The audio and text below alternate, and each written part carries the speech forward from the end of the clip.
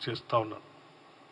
ఉన్న వాస్తవ విషయాలు ఈ రకంగా ఉంటే ఇవి చెప్పడం కోసం ఎవరైనా ప్రయత్నం చేస్తే వాళ్ళ మీద తప్పుడు కేసులు పెట్టి ఢిల్లీ దాకా పిలిపించి ఆ ఢిల్లీలో మీ పైన విచారణ చేస్తామని చెప్తా ఉన్నారు. ఏం బెదిరిస్తా ఉన్నారా?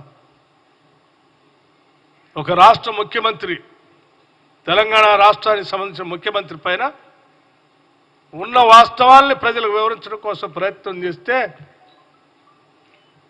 కేసులు పెట్టి ఢిల్లీకి రమ్మని పిలుస్తూ ఉన్నారు. తెలంగాణలో ఉన్నటువంటి ఇది ప్రభుత్వం కాదా, పౌరులు కాదా? ముఖ్యమంత్రి కాదా? మీరు ఏ రకంగా ఈ ఫెడరల్ స్పిరిట్ని దాటి ఏ రకంగా ఈ నియంతృత్వ పోకళ్ళతో భయభ్రాంతులు గురి చేసి మీ భావజాలాన్ని బయట బట్టబయలు చేసినందుకు బెదిరించి కేసులు పెట్టి లోపలేస్తా అంటే ఇది ప్రజాస్వామ్యానికి అత్యంత ప్రమాదకరమైనటువంటి ఆలోచన విధానం.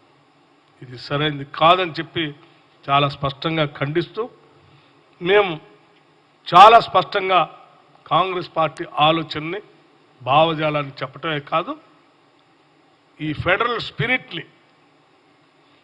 స్పిరిట్ని కూడా కాపాడుకోవాల్సినటువంటి అవసరం ఉంది. ఈరోజు ఈ దేశం డబల్ ఇంజిన్ సర్కార్, నేను పైన ఎవరుంటే కింద కూడా వాళ్ళే ఉండాలంటే మల్టీ పార్టీ సిస్టమ్, ఇది పార్లమెంటరీ డెమోక్రసీ. మంది it's a parliamentary democracy, multi party system ఉన్నటువంటి దేశం ఇది. ఒక్కొక్కళ్ళ దగ్గర అధికారంలో ఉంటారు. కేంద్రంలో ఒక పార్టీ ఉండొచ్చు, రాష్ట్రాల్లో ఇంకో పార్టీలు ఉండొచ్చు, కింద స్థానిక సంస్థలు ఇంకో పార్టీలు ఉండొచ్చు, రకరకాలుగా ఉంటాయి.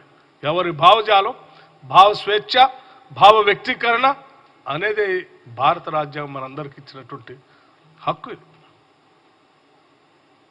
భావ స్వేచ్ఛ లేదనే కదా ఆనాటి బ్రిటిష్ వాళ్ళకి దేశంలో ఉన్నటువంటి జనాభా అంతా కూడా వ్యతిరేకంగా ఏకోన్ముఖంగా నిలబడి బ్రిటిష్ వాళ్ళని దేశం నుంచి బయటకు పారదోలింది. వాక్ స్వాతంత్రం లేదనే కదా